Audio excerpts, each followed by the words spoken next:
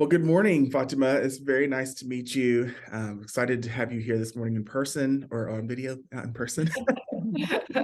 This is Melissa. I'll let Melissa introduce herself. Hi, I'm Melissa Policino. I'm a graphic artist here at iteach, and Eddie and I work together on the creative team. Yeah, I'm the creative director here at iteach, and we love education, but we're also inspired by stories of young students. And so I came across Apoorva on LinkedIn, and then I signed up for her newsletter and just thought, this is so cool to see young students that are doing very inspirational things.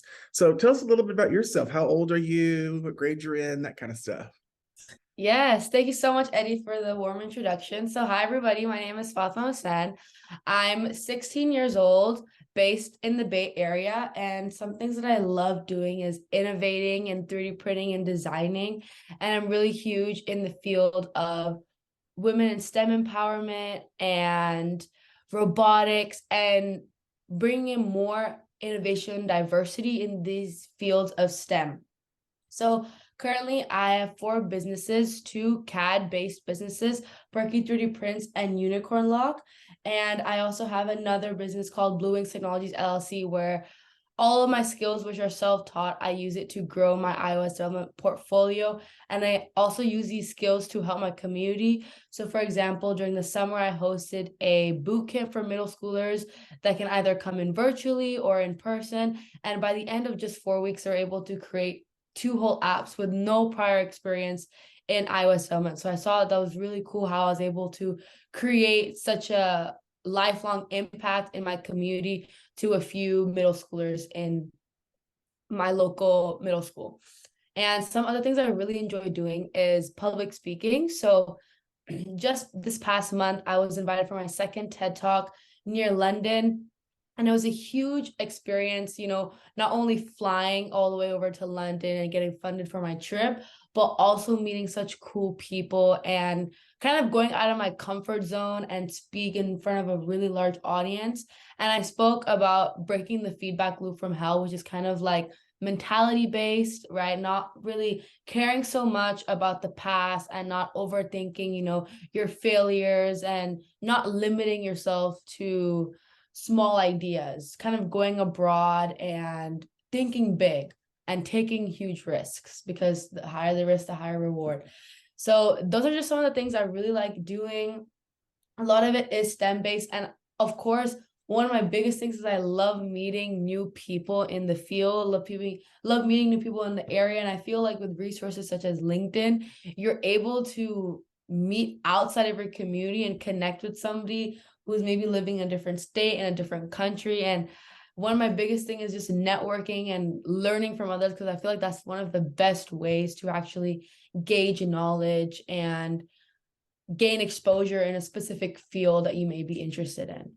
That's very cool. I did hear I watched your video about change, and at the end of it, you said change is one of the only thing that's constant in our lives. And I was like, that's such a good point.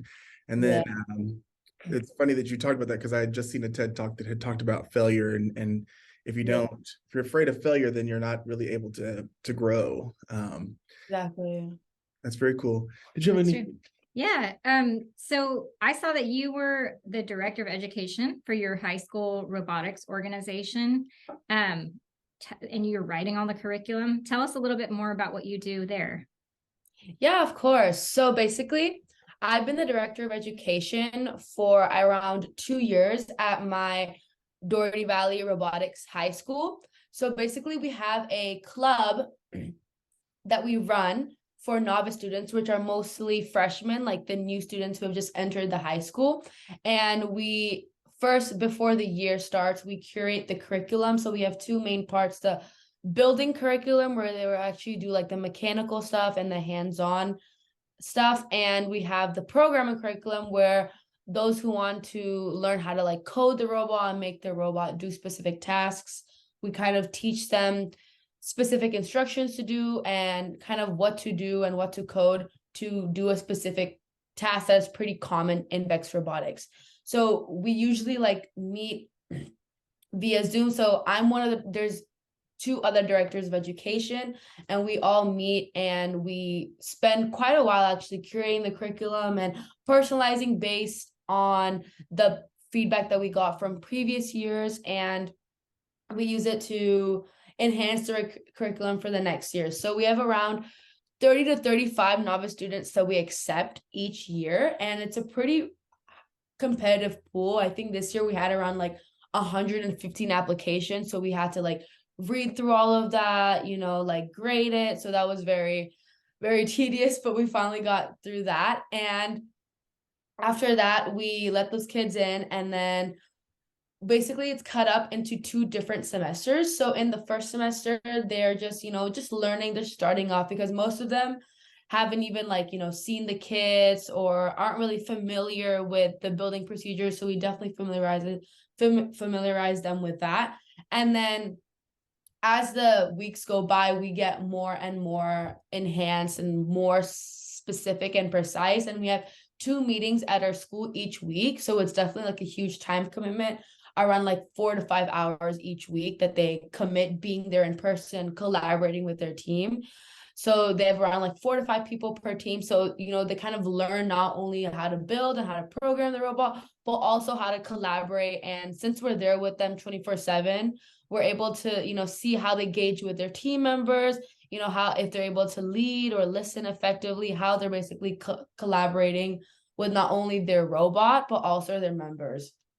And from there, second semester, we actually end up cutting around more than half of the students, because essentially what happens is that after the end of the second semester, most, if not all, the students go directly on the competitive teams to compete for the next season. So we have kind of like 2 parts, like 2 parts of the club: the novice program and the competitive program, where there's 5 teams, and those students, because, you know, the seniors will graduate and there's going to be new spots open. So those freshmen, incoming sophomores, will compete in the next season. And then the captains for those teams will come in and, you know, see how they work with their team members, see how, you know, good their technical background is, and then recruit them as necessary. So I'm involved in both of these, as I'm in a team, and I'm also the director of education, meaning that I work most closely with the novice students.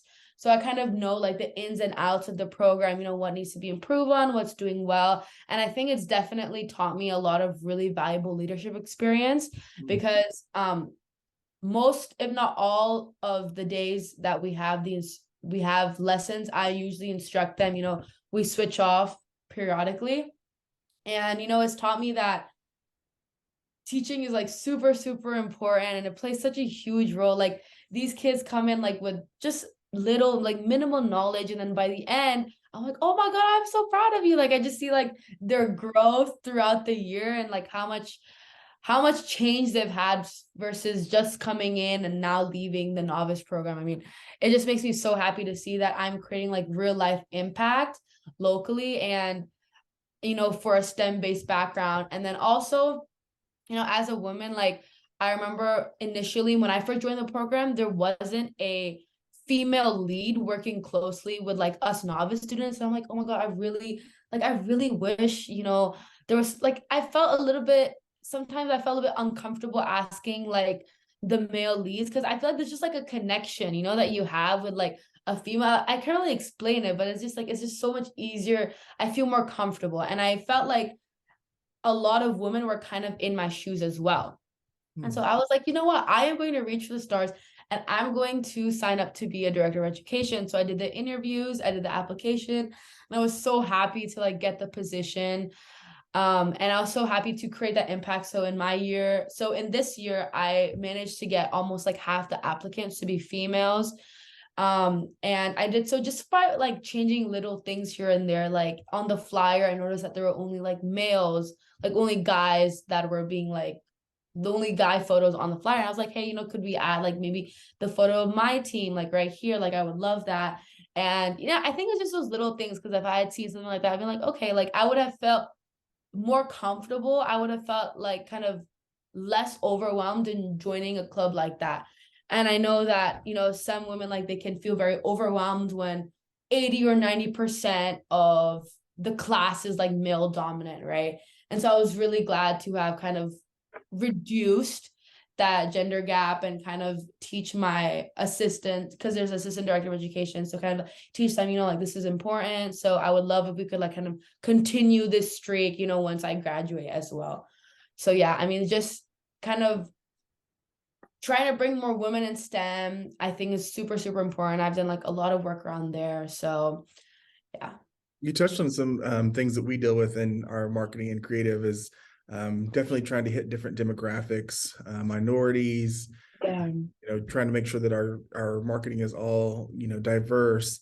So I could see how I wouldn't even think about that at a high school level whenever you're trying to market to other students for a program. So that's very insightful. One of the things you're talking about is just supporting these younger students. We work in teacher certification, and so we're always trying to inspire teachers or people to go out and teach. But I also am curious what teachers are supporting you, because it sounds like you've got a lot of things going on. Do you have some teachers that you really rely on, that you really love?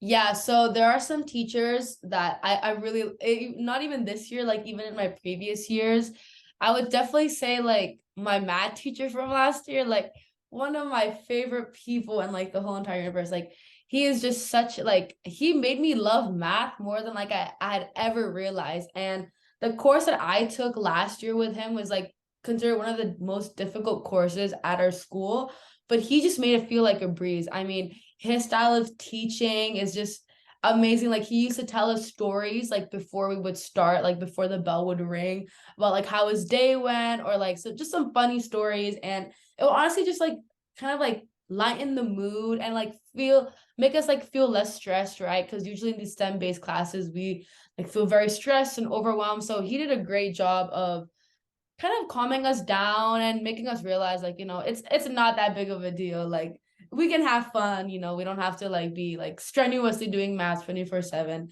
So I mean, he was such an amazing teacher. The way that he like answered your questions, he didn't make you feel like, you were dumb or anything like that. Like he answered your questions like with full intent, and he was always happy to help. He was always there like during lunch, during brunch, during like access support period. He was always there to help you.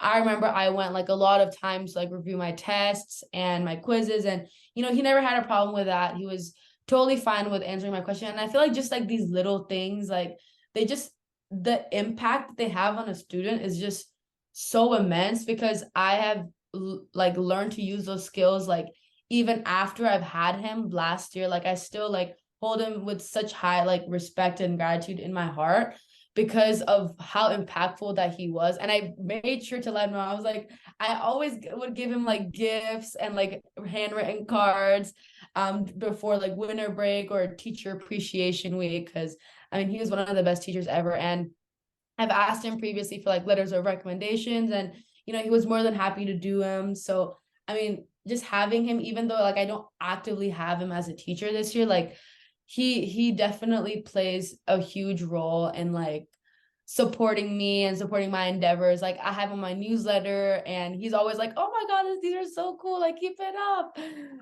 He's like, I'd love to learn more about this later. But I mean, yeah, he's a super great teacher. So I definitely agree, like having like a good support system, like teachers, families, like mentors, is super, super important, because I genuinely think I wouldn't have been even like a little bit of where I am today without having these people support me in my journey, like having my family, having my teachers, my friends even support me and kind of like cheer me up and, kind of boost me. Because there are some times, where I feel down, but I think what really lifts me up and what really motivates me to bounce back up is having that really strong support system. Yeah, That's I awesome. love that. And it's great that you go out of your way to let him know how Mhm. much you appreciate him, because there's so many teachers that work really hard and like make such an impact just by doing what they do every day, and then don't really get the recognition or don't even really know or understand what a big impact they're making for students. Yeah, exactly. Yeah. So you have a lot going on. Like it sounds like the commitment level that you have with the robotics club director position, and then several businesses that you're the CEO and founder of, plus nonprofit organizations that you're running.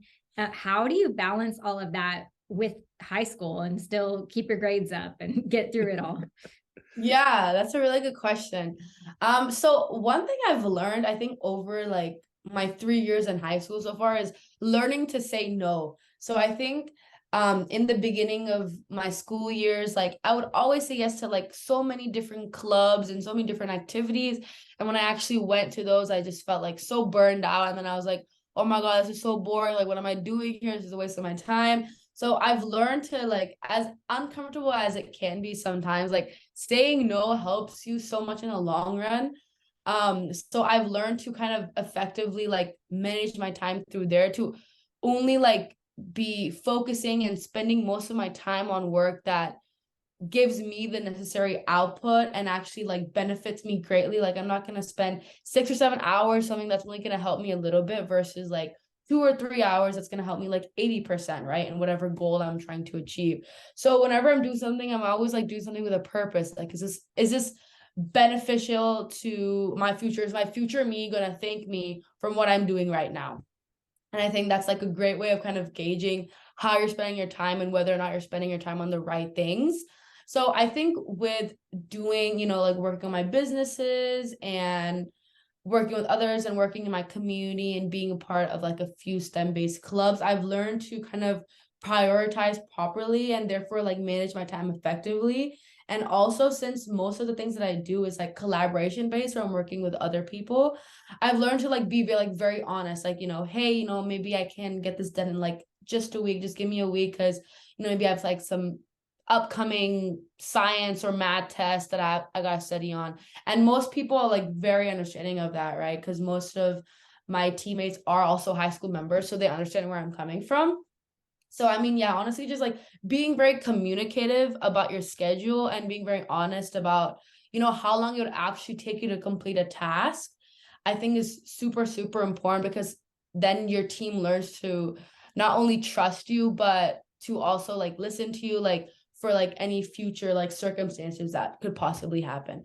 So definitely, I think managing my time, and sometimes I use like Notion to like manage my time, or I would use like a task, like I sometimes do this thing called like a Pomodoro timer, where I like work for like 25 minutes, then take a 5-minute break, then work for 25 minutes, and take a 5-minute break. It's just something that's very consistent. It doesn't really matter what sort of like schedule you're working upon, but as long as it's consistent and you're like disciplining yourself, I mean, it's much easier said than done, but I think it's just like anything. It's like something that you have to practice. It has a bit of a learning curve, but something you definitely need to keep practicing and keep telling yourself to achieve it. And I think one thing that's really important is having like a friend maybe who's able to hold you accountable. So sometimes I'm like, honestly, I just make my brother like remind me, like, hey, can you like please remind me to like go out for a run or like finish my math homework, because like I keep procrastinating on it, so just remind me.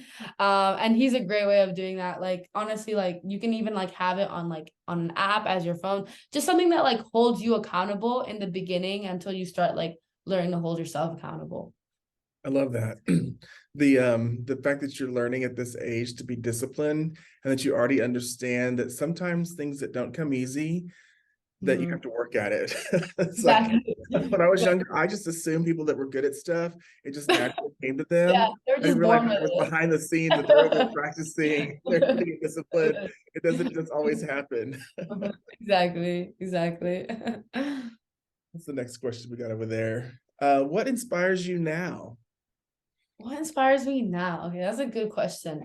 I think what inspires me now is like seeing, because I'm very active on LinkedIn, and I see so many people like working on such amazing things. And honestly, like in the beginning, I would be a little bit jealous. I'd be like, oh my God, they're doing all these things. I'm sitting here doing nothing. But I mean, just like now, I just feel like, oh my God, like if they can do it, I can do it too. So what inspires me is especially like young folks like me, like high schoolers, teens, like balancing, like as you mentioned, balancing a lot of different things. And when I see them like accomplishing like such cool things, going like flying to like speak somewhere or like getting funded for their like startup or business. I'm just like, wow. And I like just immediately messaged them. I'm like, hey, saw your post. Like, I'd love to connect. Let's talk for like a coffee chat or something like that.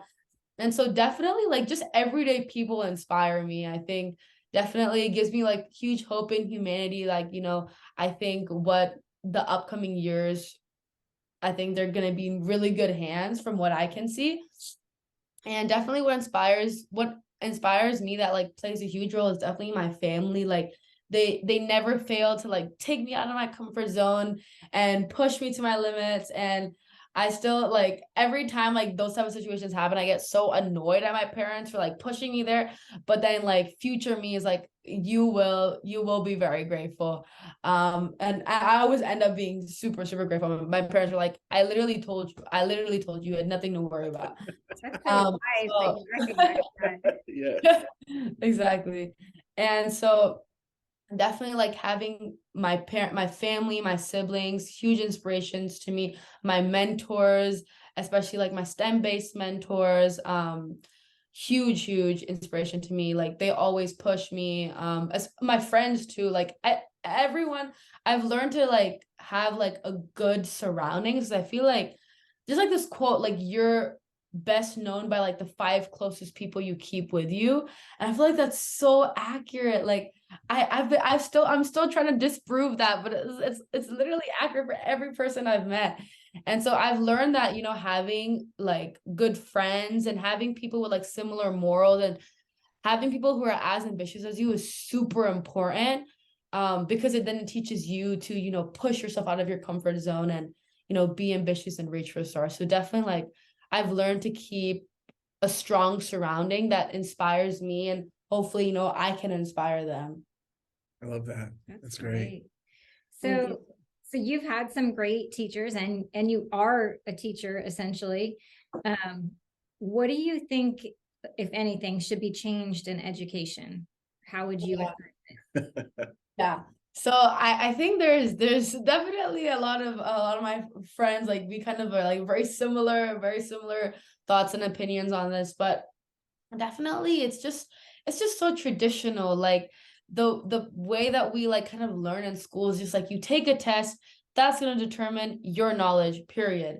And what like was really like frustrating me about what is like kind of frustrating about the field like of current like high school education is that it's like they don't let you fail. Like it's not very similar to going out there in the real world. Like failure, let's say like if you fail on a test, like that just looked so down upon, versus if you were to like failed in the startup world, it's like, hey, we've all been there. Like it's okay, you can just bounce back up. But that's not really the case in high school based education, at least. Like it's just like you take one test, that's going to determine how much knowledge you have about it. And you can't, like continue studying that subject. And, I feel like every student is different. So as much as I understand, like it's difficult to like accommodate for each and every single person, I think definitely there's, like a test that a lot of people didn't do well on. I think it's really important for like the teacher to kind of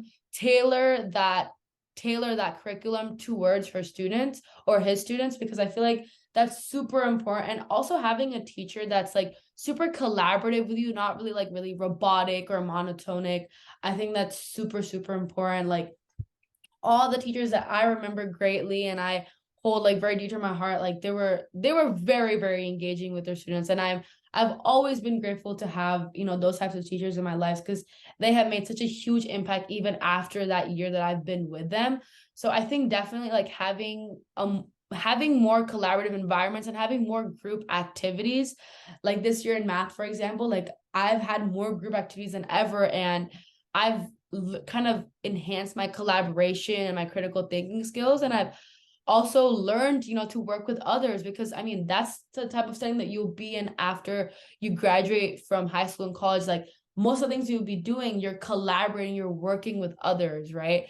And so I think it's really important to start working on that skill now, even in middle school and high school, and having teachers incorporate a lot of group activities in their curriculum. And something else is that I wish like more classes were more project based rather than test based. Because I think, you know, with projects, it just tests so many different things that are super important after you graduate that you can use, like that are actually really helpful, essential skills. You know, when you do like job applications and working with others, just like collaboration, right? Critical thinking and creativity as well. Like there's just so many ways of getting one thing done. And I think if teachers kind of like honed in on the creativity of their students and made more things that are test based, for example, project based, I think that'd be a great way to kind of engage the audience, and especially some people who aren't really good at taking tests or who feel like that very like nervous time pressure crunch. Like I have some friends, like, you know, they get very stressed like during these like testing periods, but are overall a really strong student, right? I feel like that could be accommodated by having those project based tasks. And I feel like there's always something that people are good at. You know, not everybody's good at, you know, taking tests and acing them, but most, if not everybody, is good at working in a group task, because there's different positions that you can do. You can like lead, you can write, you can be the speaker, you know, presenting the project. So I feel like there's just so many more opportunities with having a project based curriculum versus a testing based curriculum. Yeah, you bring up some really great points as far as the projects and actually the testing, and how when someone's tested and they don't have the opportunity to fail, it's not near as hands-on. I'm definitely a person who learns by actually doing it. Yeah. And as a creator, sometimes, and both of us, we use like Photoshop and Illustrator and all these different design tools.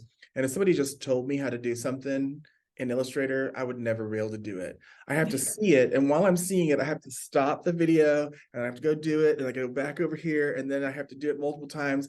Very much a hands-on learner. But oftentimes in class, especially like for me, math, the teacher would explain stuff. And while she's explaining it, sounds great. But then you go home to do your homework and I'm like, this problem is not exactly the same as that one. If it wasn't exactly the same, then I don't know how to do these steps. And I would get frustrated and I would just kind of feel like a failure. Yeah. And I would feel insecure about going back and asking for help.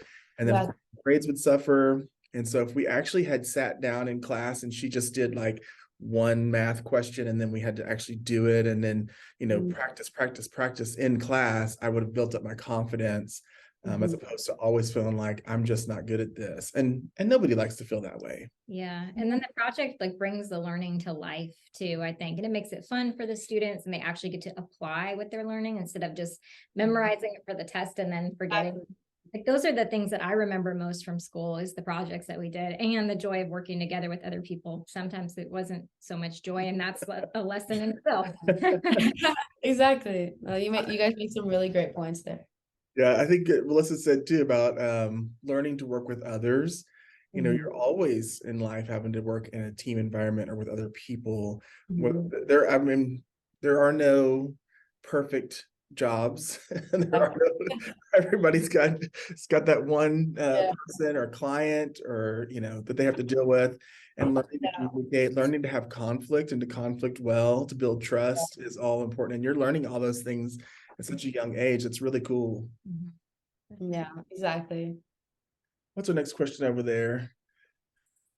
I think that's about all that we had.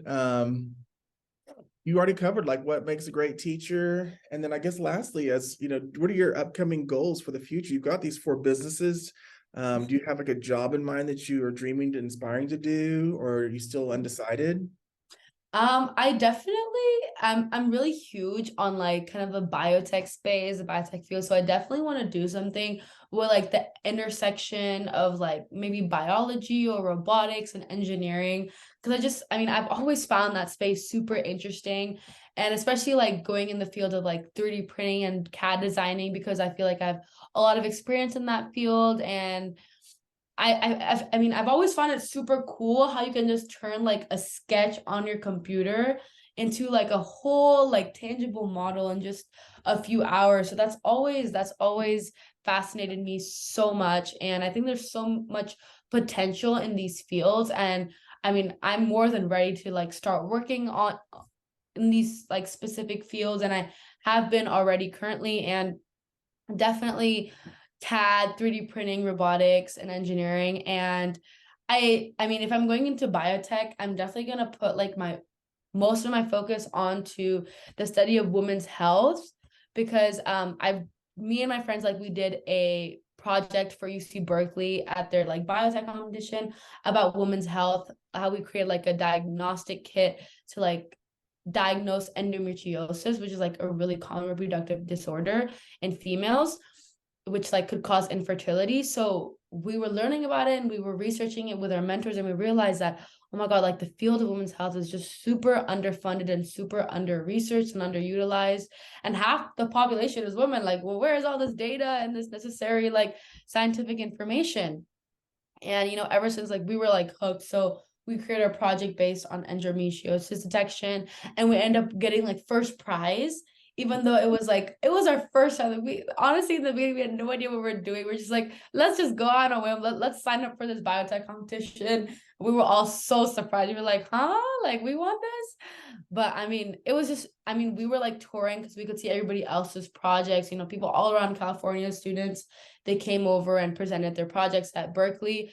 And we realized that there was no other team that we saw did a women's health based project. We were the only one. I think that kind of made us stand out amongst like the common ideas, like, Alzheimer's and like cancer detection, which is also, they're all very, very important and integral. But I think that our focus towards women's health definitely is very important. And I think a lot of scientists, male and female, should kind of, bring in more funding and more research in these specific like female fields, because it's just super important for like a female to learn more about like her own body and learn about potential risks and stuff. So basically, like, what we wanted our kit to be was targeted towards low income families and be like affordable, something you could find at a pharmacy. So I mean, I don't want to like dive into I'm giving you guys like a whole like explanation like about the molecules and stuff.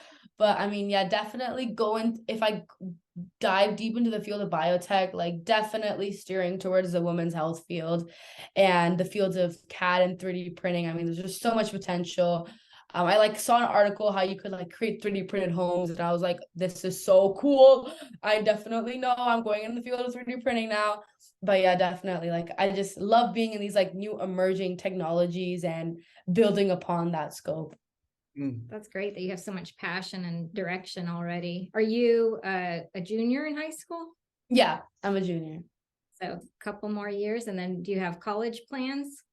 Yeah, so I think what I'm gonna do is do like 2-year community college and then transfer to probably like a UC, because I have talked to like a lot of college students, a lot of graduates who have done either 4 years or 2 years, and most of them say like, your first 2 years you're just getting your GE, so you might as well, like save that money and do it at a community college. And I've yet to hear like one bad remark about like 2-year community college and 2-year like a tag program. So I mean, I've heard great remarks about that, and I definitely want to save money. So Yeah. I just end up doing that. That's what I did. I went to a junior college because I was only 17 when I graduated high school and Oh, was wow. intimidated about going to a big university. And so Yeah.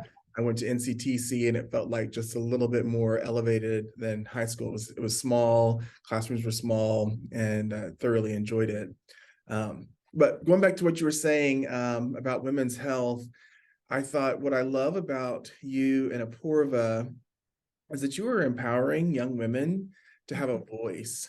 And I think that in the past, a lot of times focus on young girls, a lot of times it's still externally. And, we see like Hallmark movies, it's about marriage, it's about different things. And a lot of times it is in the same fields of study that women are often seen in. Nursing, it might be teaching. But the engineering, math, science, all those things are also could be done in the teaching. And a lot of times math teachers, people would assume that was going to be a male, or an engineering teacher would be a male. So when I saw that Apoorva was doing GLAM and that she had these 8 to 12-year-old girls who were coding, I was like, how cool is that? Because I know very few female coders, but there's, anything that a male can do, a woman can do. And so I just think that it's so cool to hear you speak and talk about women's health and the importance of these issues. I'm a big equality advocate. I like to elevate all people because we Yeah. all, and when we empower other people, we're actually empowering ourselves, I believe. Exactly. So I just love hearing your story and what you're doing, and I'm excited about it. Yes, that's So awesome. much, Eddie. Thank you. I really appreciate it. Thank you so much for taking the time, and maybe we can check back in with you another time and see what else you're doing, and see like as you get close, kind of just good and continue to network. And if there's anything we can do for you, let us know. And yeah, we'll be in touch. Thank you guys. This is such a huge opportunity. Like, yeah, of course, feel free to reach out to me if there's any more similar opportunities aligned where you think I'd be a good fit for. I would love to come back to iteach. Oh, Awesome. thank you. Thank you, Fatimah. It was You really- guys, have a good day. Take You too. care. Bye. Bye-bye. Bye.